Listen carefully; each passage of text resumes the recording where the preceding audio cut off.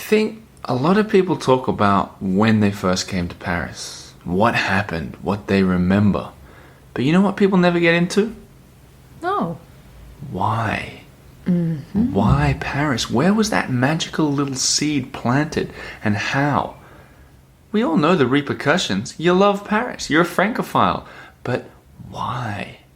That is going to be the topic of today's episode. There's been a lot of soul searching going on around here, which we'll get into later. And it made us think about, I don't know, got us talking about Paris in a different way. Is this an origin story? This is an origin story. That's what it's going to be. It's going to be an origin story for both me, your host, Oliver G, and Lina, today's co-host. Hello, that's me. Okay, what do you call the Stockholm Sting? The Stockholm Sting, the Princeton Prince? I don't know. I'm just going. I'm freestyling. Yeah, the Nordic. The Nordic Nazgul. We're going to be talking about, we're both going to be sharing the stories of why Paris was on our radar, and the hope is this is going to be a two-part episode because I'm hugely intrigued to know why you guys became so interested in Paris. And then we're going to finish the episode off with I can call it fan mail. Because this is fan mail. I've got it in my hot little hands right now. Your hot little hand? And an email from Ohio. So we're going all over the world today. Are you ready? I am ready. Let's get into it. All right. So Lina. Yes, Oliver. The self-professed Nordic Nazgul. Do you want to explain to the people what a Nazgul is? That's one of those dragon-like creatures from Lord of the Rings. Okay, yes. They're very vicious.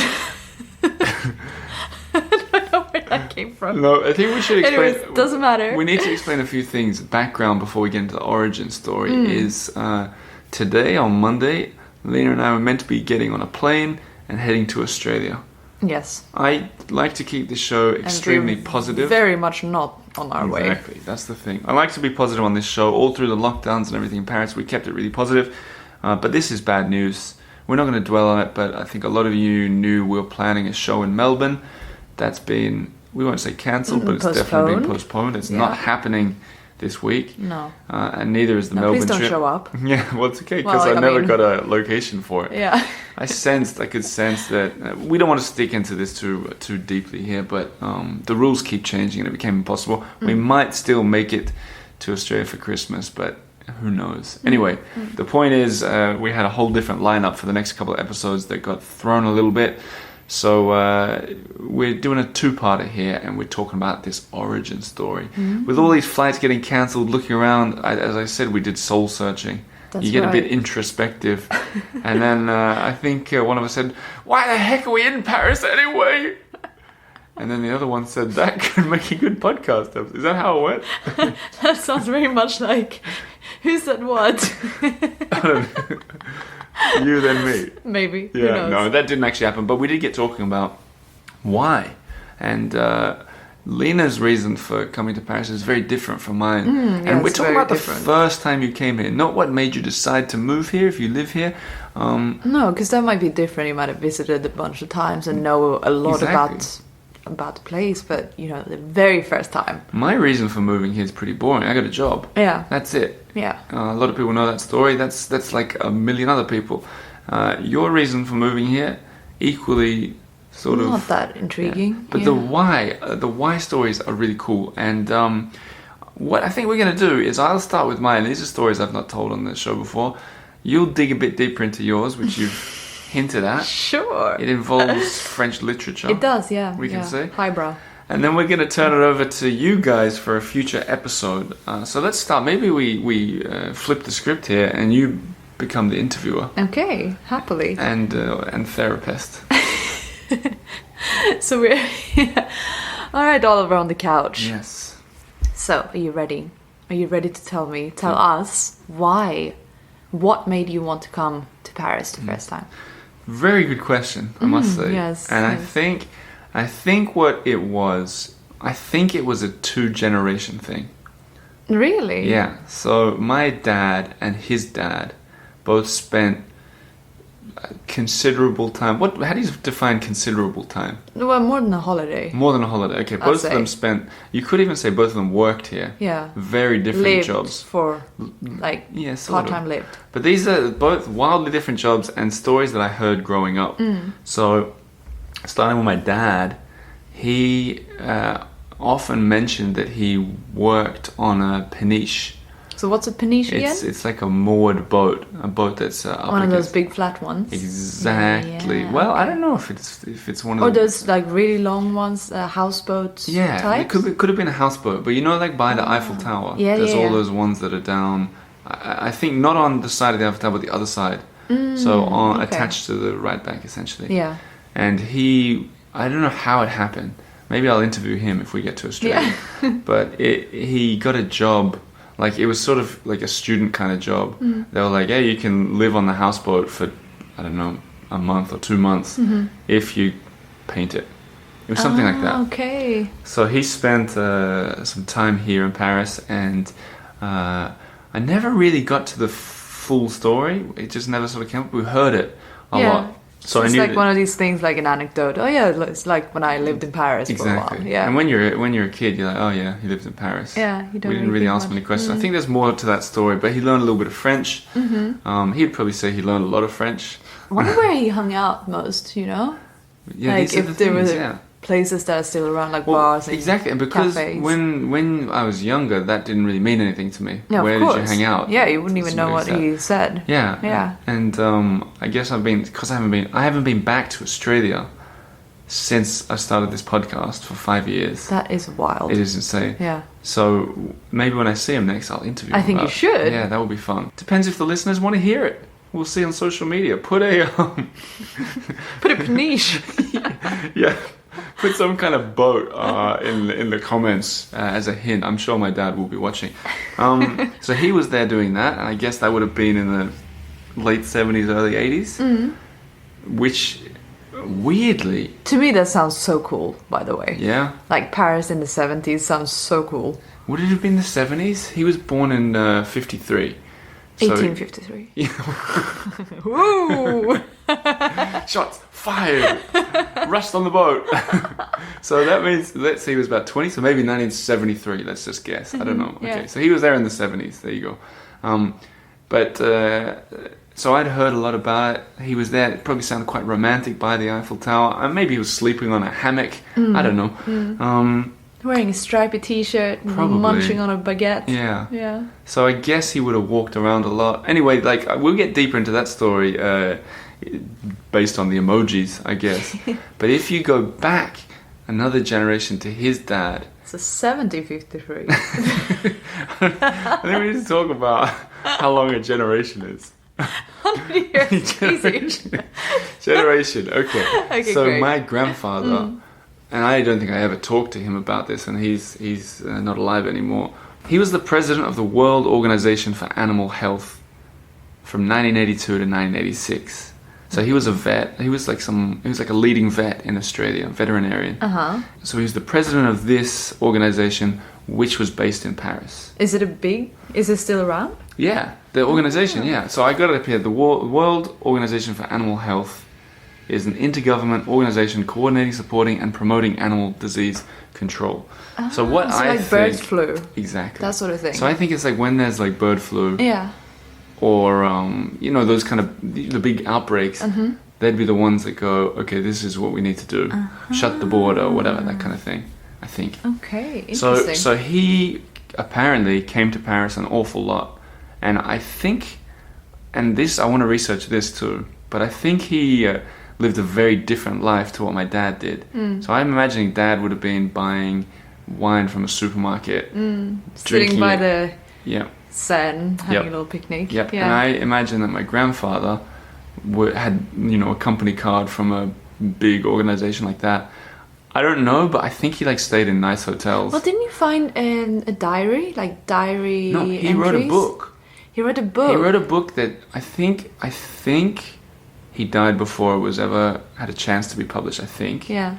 But when all this was happening, I was a sort of teenager, so but I tracked down the book and I read some of the bits from Paris. It was really... Okay, here's a crazy connection. he was friends with the Australian ambassador and would eat dinner at the residence, the same residence that I hosted that big event. Really? Yeah, like 40 years later. Oh, How crazy wow. is that? I sent that, I think I sent that paragraph to the Australian ambassador, the previous one, who hosted us. I was like, check this out for a weird coincidence. Anyway, so he had a very different life. It's in your blood. Yeah, perhaps. He stayed in, I can't remember what hotel, but I think he stayed in one of the nice ones. And he'd come over to Paris to be the president. Like I guess he would lead these meetings. They didn't have, internet calls There's back no then. Zoom.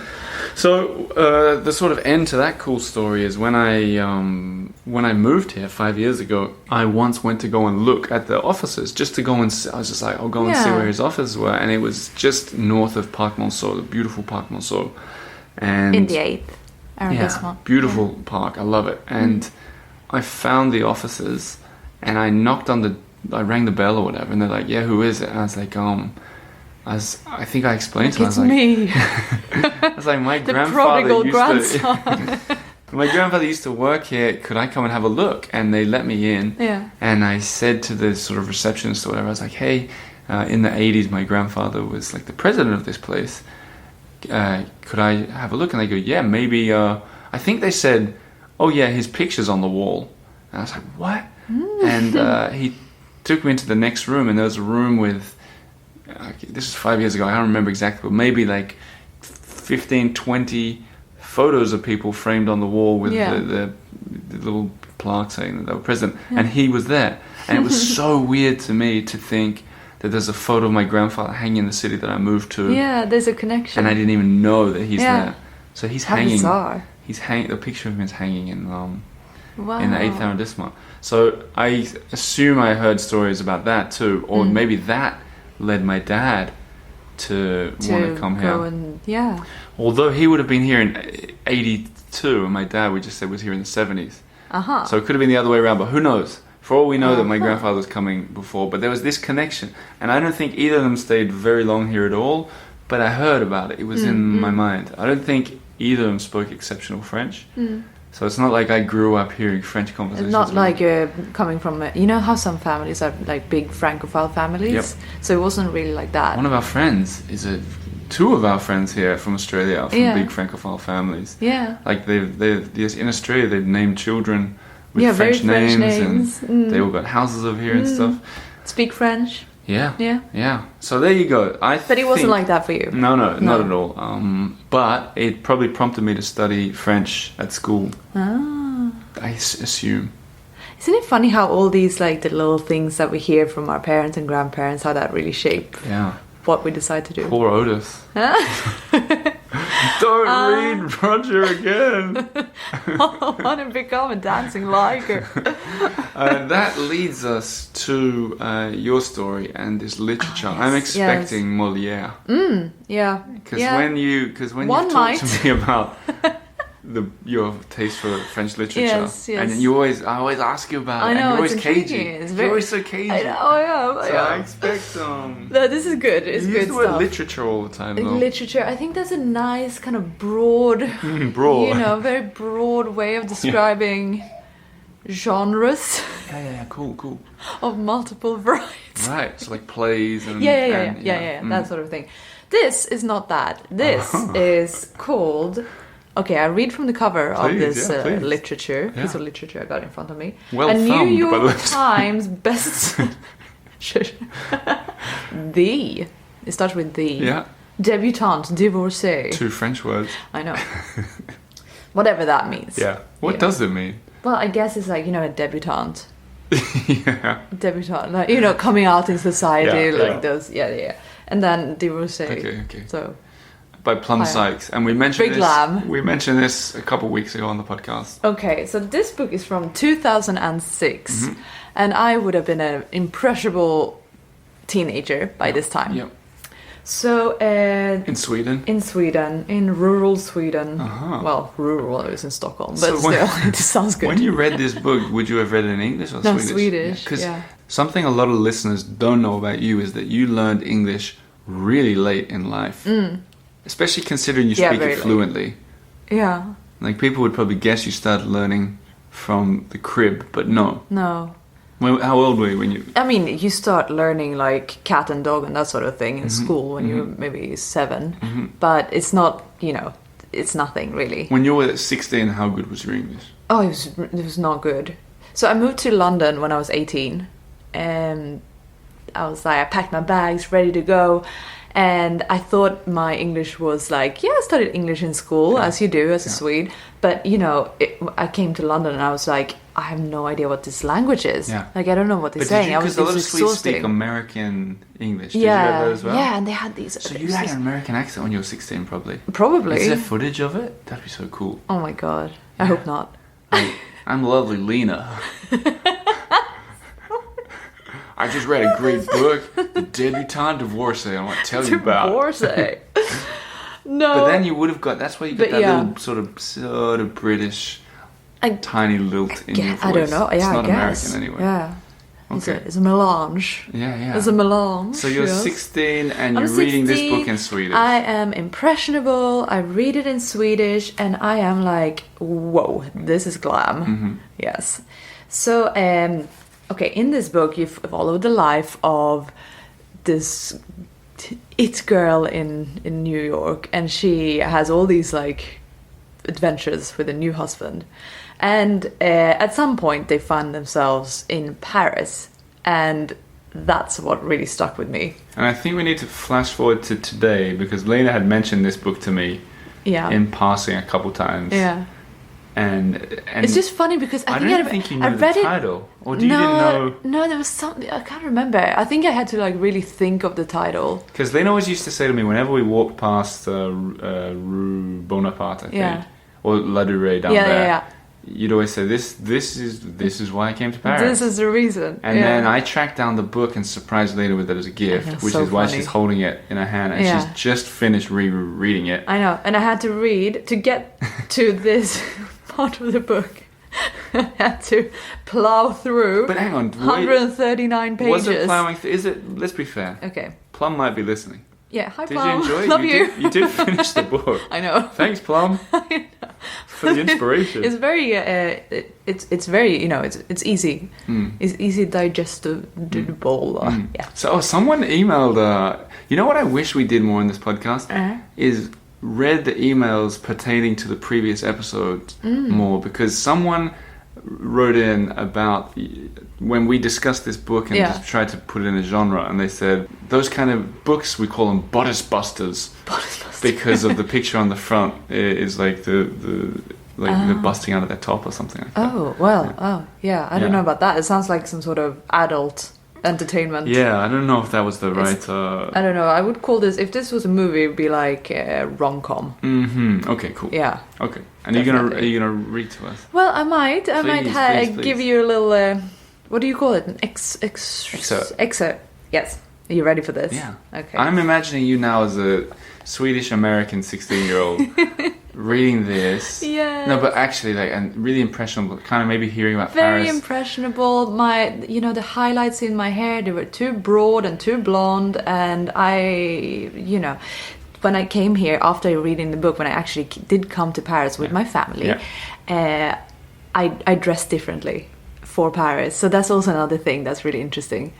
You know, how you dress for Paris. We talked about this previously. Not a beret, but like I had this pale pink tweed skirt and high black leather boots, and I had a little what do you call it? Like a skipper jacket, sort of. Yeah. So you did the same thing that you've told people in this podcast all these years later not to do. I know, because I've been there. Yeah. Yeah. Interesting. I know. Speaking of fashion, just a little flash forward. I've got a very fashionable guy who works in French fashion world has promised to come on the podcast in January to explain by popular demand how to dress for Paris if you're a man, especially if you're a man who doesn't know what you're doing. Very interesting. Yeah. Are you going to follow his tips? I don't need to. I've got you. Okay, read away. Let's hear it. Okay, here we go. There is no spot more happy making for tea in Paris than La Durée. I mean, just that. Yep. More happy making. How can you not love that? Okay. Right on the corner of the Rue Jacob, well, that's how I would say, Ru Jakob.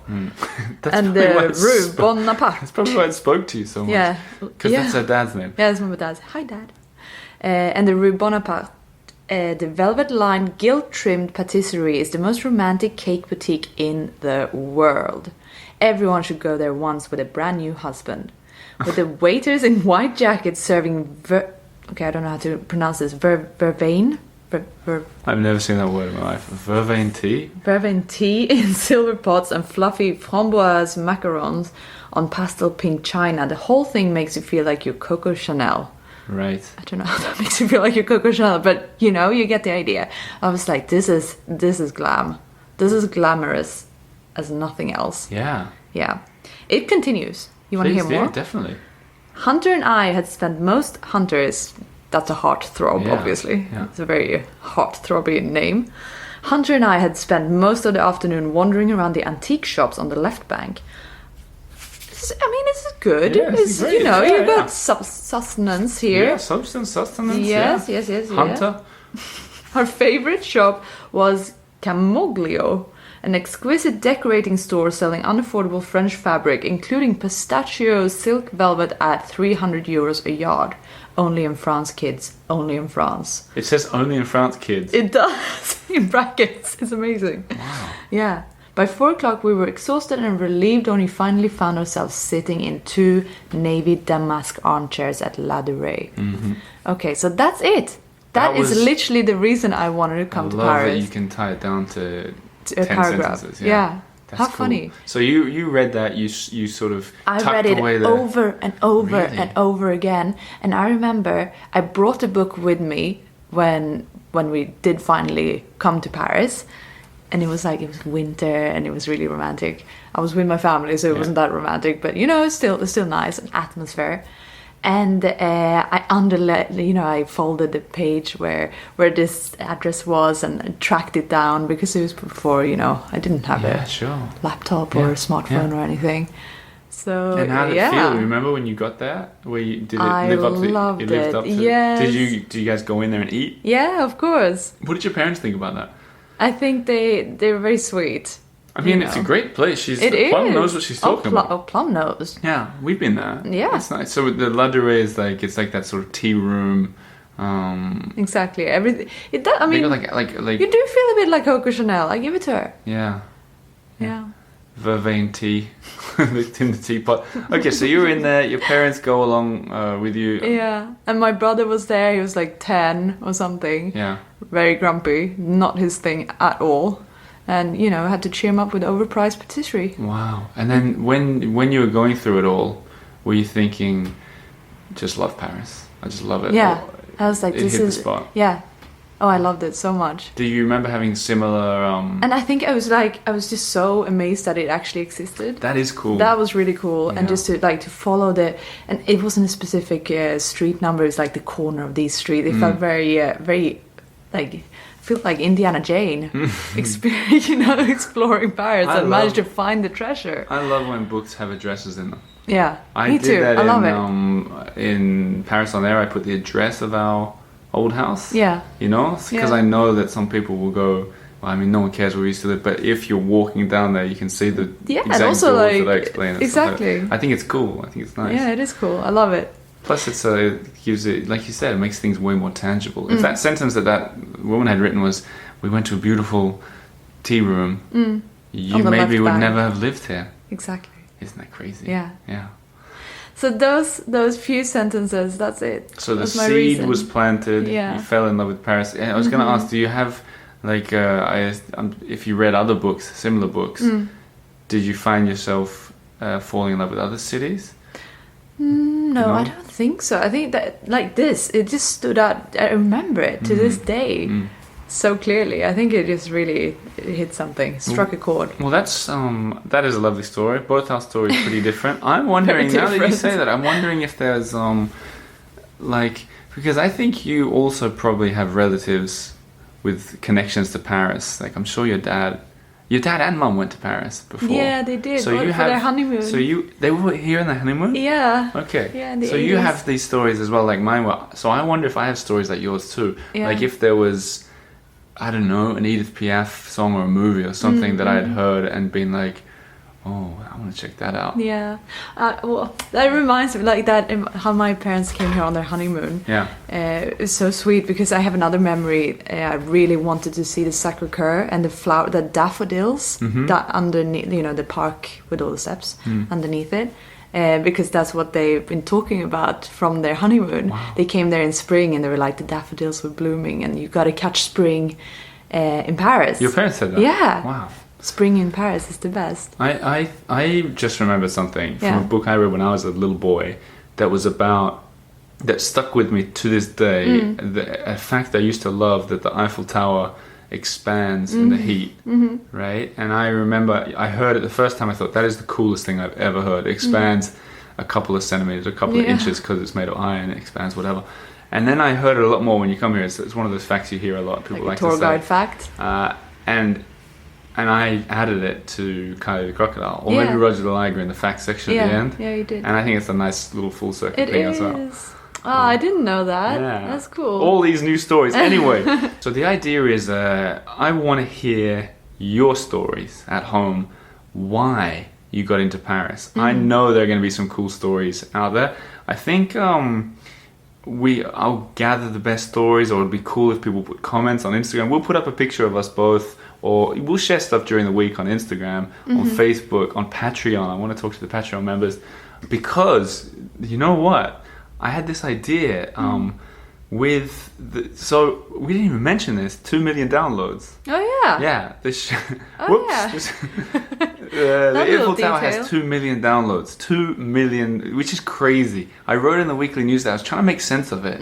And It was hard to put it into perspective. Well, the thing is that exactly because a YouTube video can get 2 million downloads in a second. Yeah. But that's not the same. Like you can stray around on YouTube and click 50 videos. It doesn't really matter. To find a podcast and listen to an episode, that takes considerable effort. And I thought the way I could put it into perspective is, if someone were to listen to every single episode on this show's ever had, that's not even 300 downloads, right? So, And that's a big effort. yeah. I mean, not many people have done that. That's what I thought. And then I thought, I haven't done that. No offense. No offense, take it. But imagine that there are 1,000 people, let's call them mega fans, who've listened to every single episode. Yeah. And then you add up all those downloads from those 1,000 mega fans, which I didn't even believe that there would be. That only makes 300,000 downloads. You're left with 1.7 million. Yeah. That gives me an idea of the scale of how many people are out there listening. I can't fathom it. So I'm hoping we get lots of cool stories. Even if you got what sounds like a really lame story, like you got pulled along on an adventure with your grandparents. I'm interested to hear it. I think it's really fascinating. So why did the Paris seed get planted in your head? What was the inspiration for you coming here? You know what picture you're going to share? At Parisian Postcards on Instagram? No, I think it will have to be a little surprise. Okay, well, those pictures will be coming throughout the week. We want to see your comments and your feedback. And then we'll make another episode about it. Maybe we'll be making that episode from Australia. Who knows? Time will tell. But that's it for this episode. I'm going to read the fan mail after a jingle. But Lina, is there anything you want to add before? I mean, I'd happily read more from the book, but I don't think that's appropriate Has she at this written other time. books? Are you going to read more from her? Like maybe she's written like the Debutante di Voce from Italy. Maybe we'll Maybe have you to fall move in to love with- Rome. Who knows? Okay, if you guys want to check out Lina at Parisian Postcards on Instagram, I realize I never, ever promote this, but she does art that you guys can check out. I made a website, theeiffeltower.com/art, which is where all the paintings and watercolors she makes are turned into prints.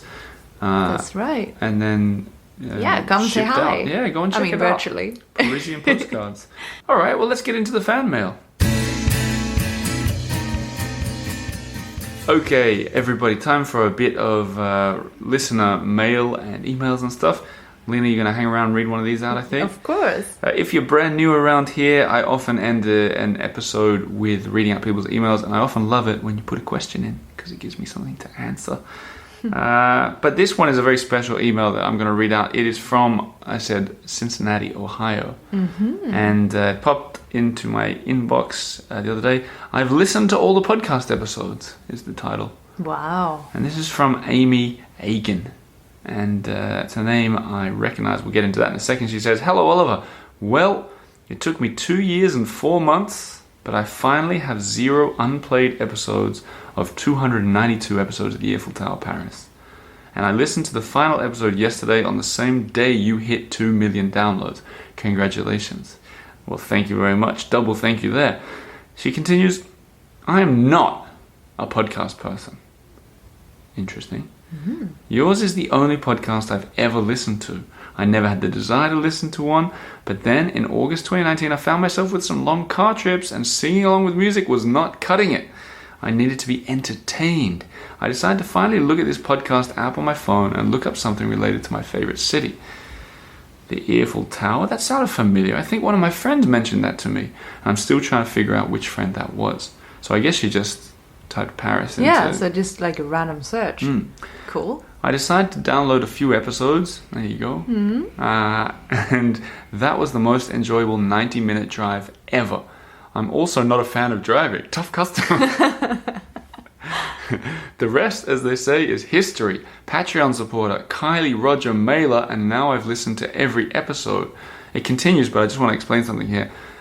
Amy is one of the volunteers in America. One of the superstars. The superstars who got in touch and said, if you need help with distribution, I'm here. And boy, did we need help. Well, I've said this before on the show. If we didn't have help distributing books in America, which is where most of the customers are, we wouldn't do them. No. It's that simple. Yeah. They're so expensive to send a single book. Because they print it in New Jersey, then we send them to Paris and then send them back to them. It's insane. Silly. Anyway, so she's one of the helpers. Thank you very much, Amy. But she continues, "Oh no, I've listened to every episode. What will I do now in between Mondays when I need to be entertained, need a little pick-me-up, or just want to be transported somewhere other than Cincinnati, Ohio? What's she going to do?"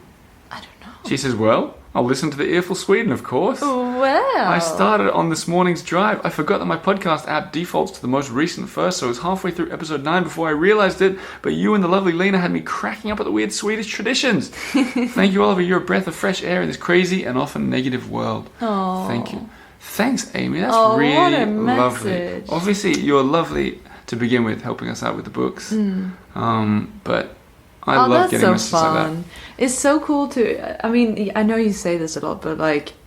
Just talking into this little mic, we're sitting here, just the two of us, and it's like, it's so easy to think that it doesn't reach further than this. It is weird because, like, Amy, and she hates driving. Yeah, she hates it. She hates and it. she doesn't even like podcasts, right? No. But she's hung out with, I was going to say us, but like the Eiffel Tower and all the guests for years. 150 hours. Yeah, years, yeah.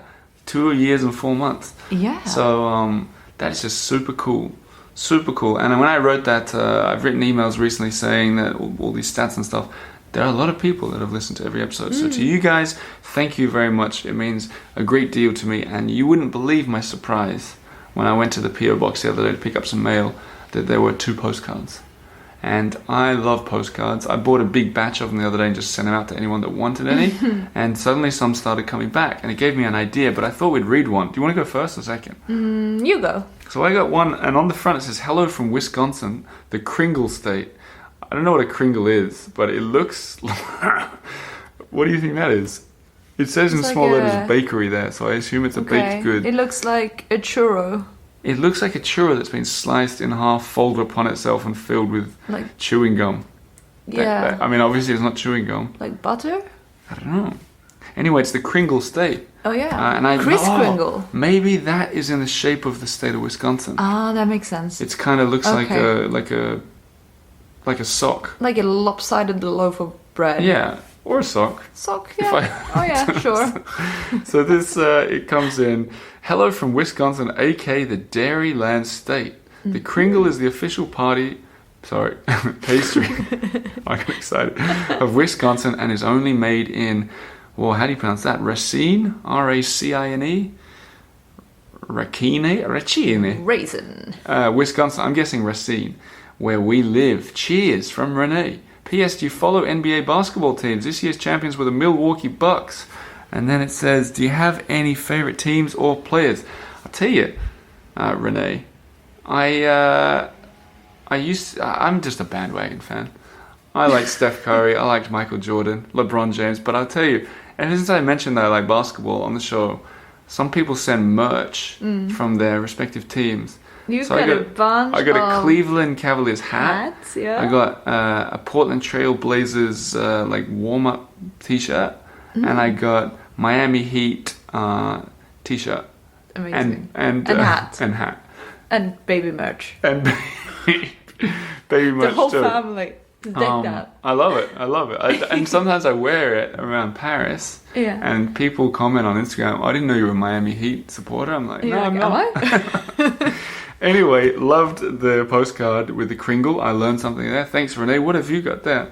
Okay, so here, this one comes from Welcome to Portland, Oregon. Mm-hmm. And it's a picture of, well, I guess Portland. Mercy.